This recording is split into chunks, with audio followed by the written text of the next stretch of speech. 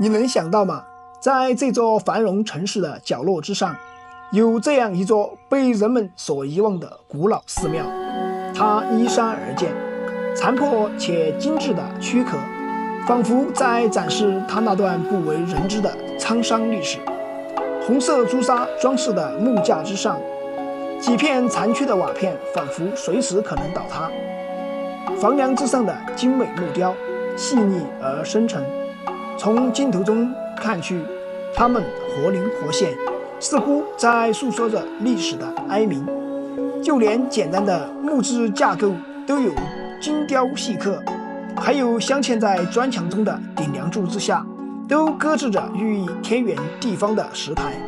散落在大殿之上的房梁、碎磚和房屋骨架，映襯着還未顏色褪盡的朱紅木柱，還未倒塌的院牆，搭配着殘留下來的飛檐翹角，似乎都在低聲吟唱古老的佛音禪語。Hello， 大家好，我是小武。今天我們在旅行的过程中呢，在貴州的一座小縣城的旁邊，發現了一座神秘的小廟，就位於我身後的這座大山之上。它究竟是什麼時候建造的？是什麼人建造的呢？今天就跟着小武的镜頭，我們一起去看一看。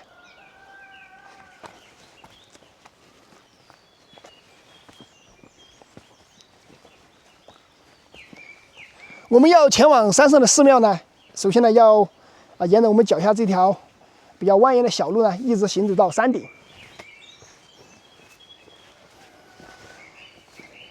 我們前往這个山頂寺廟的這個途中呢，可以聽得到在我們旁邊的樹林裡面呢，鳥語花香的，證明呢當下這個縣城的環境呢十分的優美，也非常適合遊客進行徒步什麼的。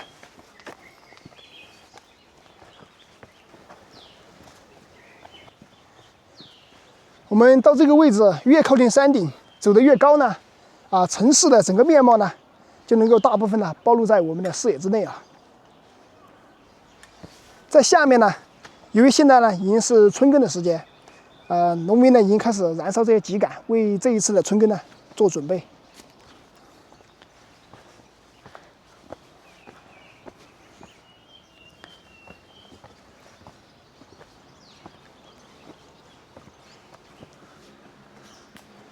在我們正下方呢，這裡的樹木呢被什麼人全部砍倒了一大片啊！可能是因為下面種地的原因啊，他怕遮到莊稼，所以把它砍到了。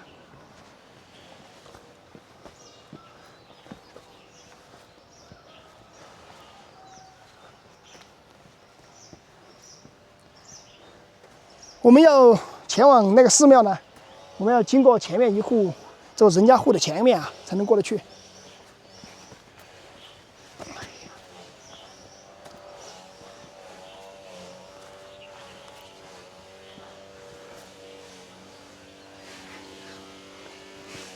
到這裡呢，我們還可以聽得到，就是農戶家打蔬菜的聲音啊，證明呢，這個農戶呢準備要飼養牲畜了。這一片應該是油菜籽啊，全部割倒放在地裡晾乾之後呢，會進行回收，到最後呢榨油上到我們各家各戶的餐桌之上。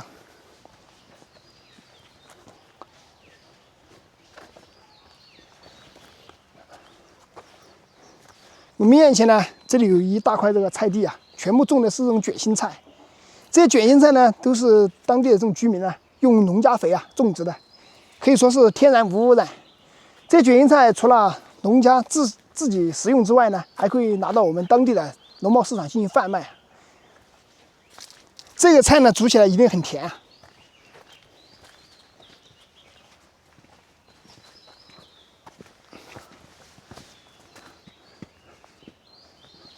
我們到這裡呢，還可以看得到我們路邊啊有這個櫻桃樹啊，每一顆櫻桃呢都已經十分的成熟了，鮮豔欲滴啊，讓人看着口水直流。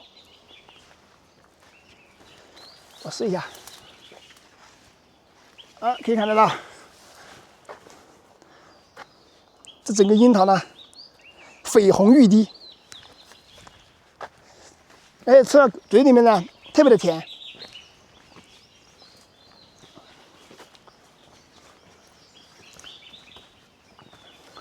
哎呀，我发现了一个比较有意思的，在这个位置呢，有一栋这种木板跟茅草搭建的这种窝棚啊，应该是一些流浪汉啊什么的居住的地方。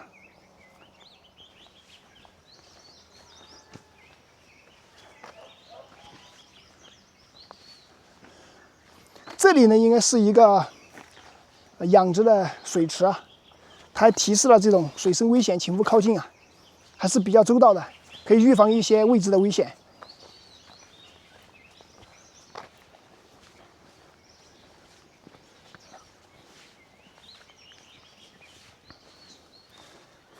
在这个树林之下呢，还有人别有用心的啊，就放置了这凳子跟桌子啊，可以供平时的时候人们乘凉和闲聊。但是呢，现在已经没有人打理了，几乎已经荒废掉了。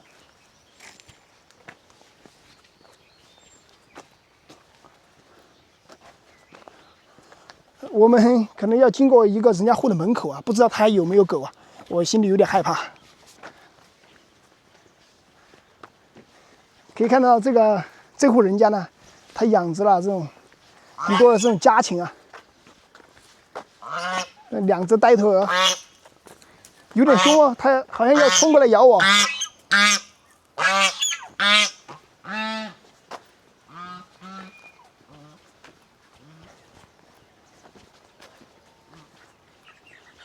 这个农家户呢，还是种植了这种櫻桃啊，非常成熟了，已经可以看到。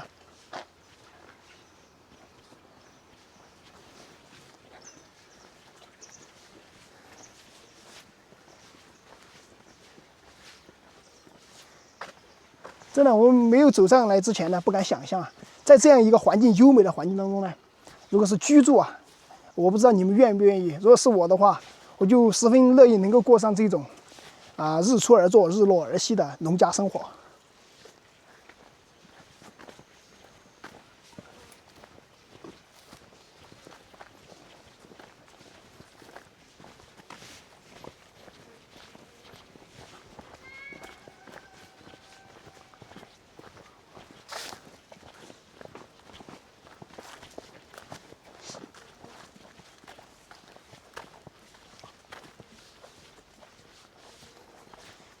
這邊的這個桃樹呢，已經開始結這種很小的果實了，只等到接近秋天的時候呢，全部成熟就可以摘下來食用。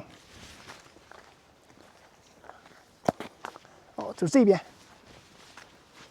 然後呢，這是當地的一種特色啊，就是將地裡的豌豆呢，全部拔下來之後晾乾，再進行回收。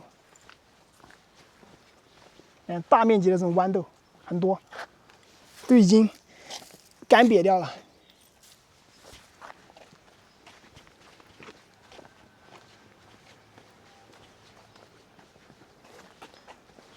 在我們正前方呢，還有一隻小貓啊。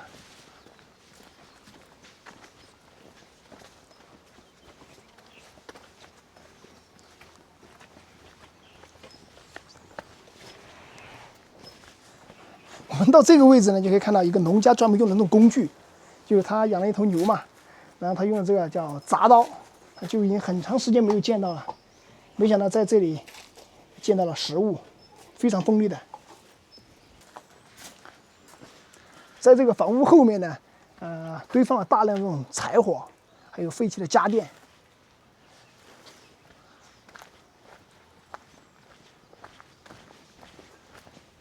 這邊呢，它這個菜地呢，用了這種柵欄，全部給它遮攔起來了，防止這些家禽呢進去破壞。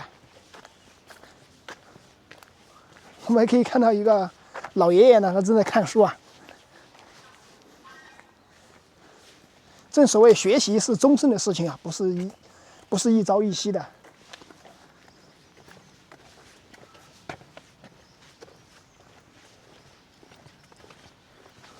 我們在通過前面這片小樹林呢，就能夠達到那個寺廟了。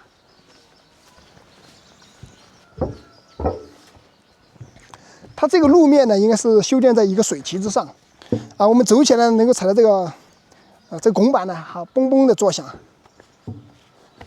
在這樣幽靜的環境之中，在大地上走路發出的這種聲音呢，別有一番這種味道。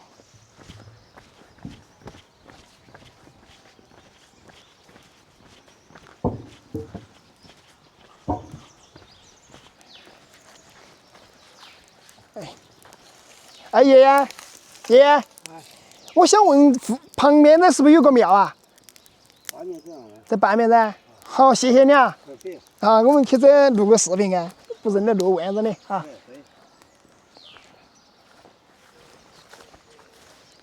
我們通過這片樹林呢，就能夠隱隱約約的看得到那個寺廟的紅牆，還有它的這個房屋結構了。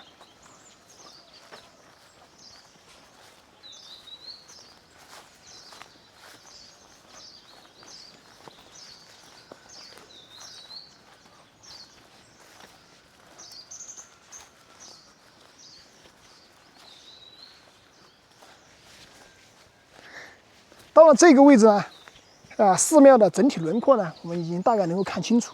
它的中間呢已經坍塌掉了，因為這個年久失修。然後在左右兩側呢，還保留了一定的這種殘垣斷壁。我們進去看一下。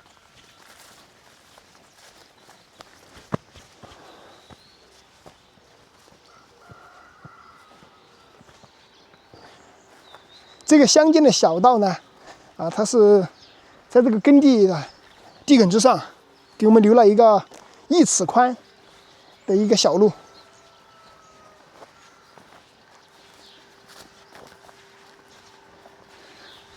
我們來到這裡呢，很明顯有一大塊這種非常古樸的石碑，它倒塌在這個耕地之中啊。這個呢，應該是當時建造寺廟的時候，記錄用的。我們看一下大概的字跡，能夠看清楚。可以靠近一點。我們這個石板上呢，它的每一個刻字呢都十分的工整和剛勁有力，但是由於這個時間的洗禮呢，它已經絕大部分看不清楚了，只能夠看得清楚寥寥無幾的幾個字。我們想要進入這個寺廟呢，我們得繞到前面去。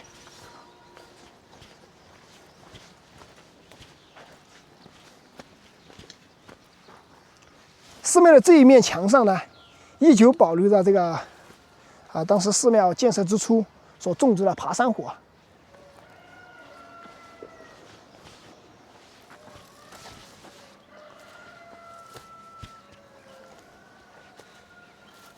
這裡呢有一條小小的那個四腳蛇，可以看見，跑掉了。來到這個位置要注意安全，它上面這個飛檐呢已經不穩固了，地上呢是摔落的這種碎片。在寺廟的前側呢，可以放眼望去，整個城市的面貌無比完整的展現在我們的眼前。我們到了這裡呢，就可以看得到，它寺廟其實呢，也就是一個4間左右的這種房屋組成的，並且是用朱砂將外牆塗成了紅色。它的內部結構呢，是以樹木，整棵的這種百年樹木為主。它這個寺廟啊，它的建造風格非常的精美啊。每一塊這個支撐的木板之上呢，它用這種手工雕刻的這種浮雕呢，有小鹿啊、祥雲等等各種各樣的這種圖案。我們觀察一下，看是不是存在什麼安全隱患，怕上面的這個磚塊呢掉落砸傷我們。我們先到這邊去看一下。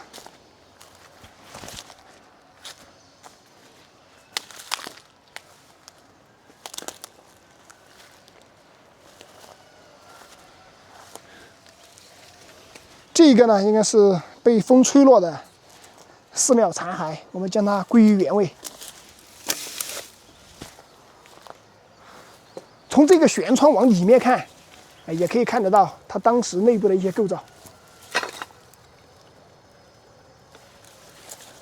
現在呢，我們進入寺廟內部去看一下。我們進來之後呢，要千萬注意頭頂。可能會掉落一些磚塊。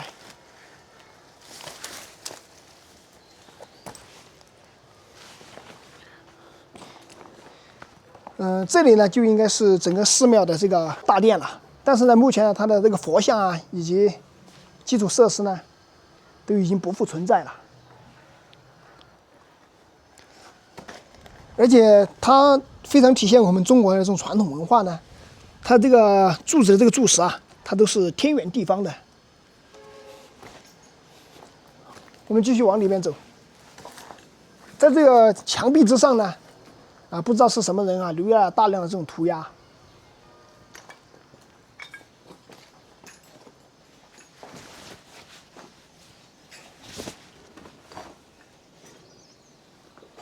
進了這個位置呢，就是偏殿了。然後從我們這個偏殿這個舷窗看出去呢，可以看得到外面具體的這些風光。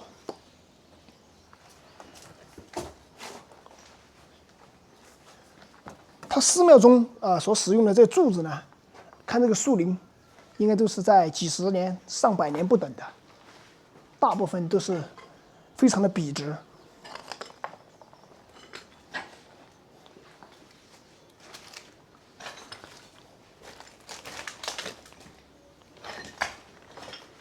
然後我們的這個偏殿這個過道之中呢，充斥着大量的這種碎磚頭跟碎瓦。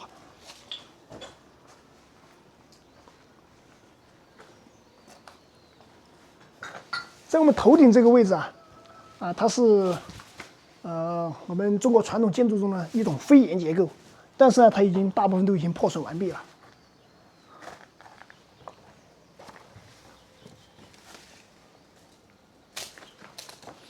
這個位置應該是從上方掉落的這種雕梁畫柱的這種精美裝飾但是呢，已經全部腐朽完了。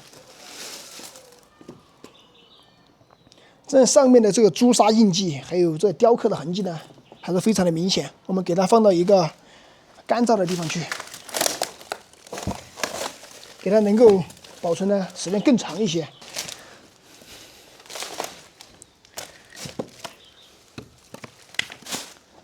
現在呢，我們從這裡出去，這裡呢被這農戶用作一個倉庫，它堆積了大量的這種秸稈。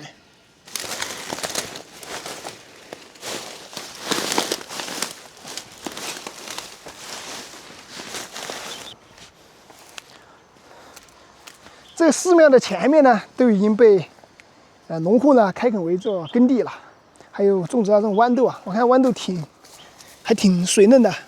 我嘗一個，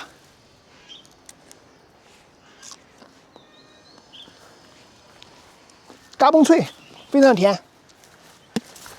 但是呢，我們還是接着做我們的正事，我們直接從偏鄉進去。這個地方呢，我們可以看到，在這個位置非常的危險它上面的木質結構已經全部腐朽倒塌，堆積在上方了，所以我們待會通過的時候呢，要千萬小心。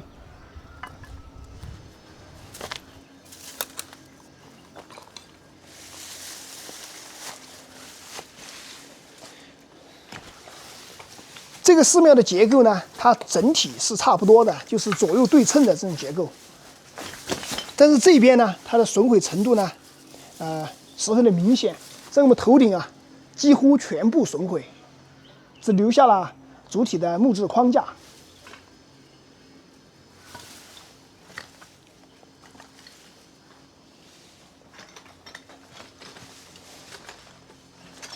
到這個位置呢，我們就不再往裡面走了，因為它前面的腐朽程度呢非常的嚴重，而且呢有樹木從地底直接生長出來，將房頂頂通。進去呢有這種坍塌的危險，所以呢我們在外面進行展示。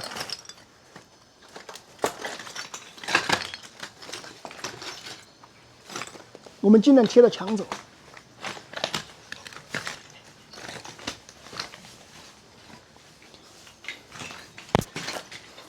整個寺廟呢，在過去了幾十上百年的時間之中呢，徹底荒廢掉。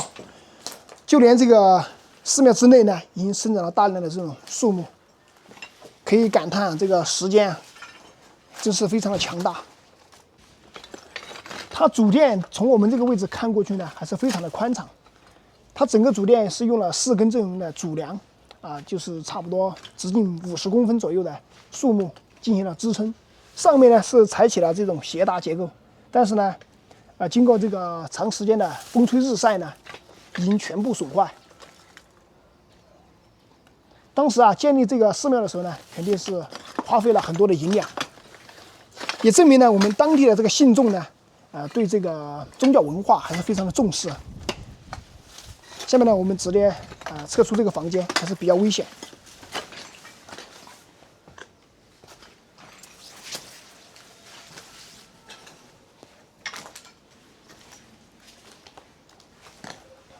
你看这樣的一整根木梁呢，可能在它完好的時候呢有上百斤重，但是目前呢我用单手我就可以把它提起来，證明呢它已經风化的差不多了。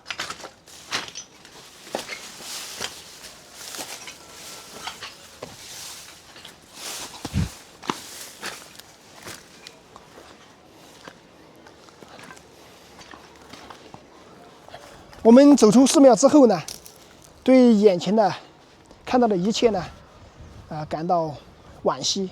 這樣一座宏大的寺廟，在當時呢，也可以說是稱得上香火鼎盛。但是就目前的狀況來看呢，它已經漸漸消失在歷史和發展的長河之中。這也警示我們後人對這些文物的保護以及看管呢，還是需要重視起來。那麼我們今天的視頻呢，就分享到這裡拜拜。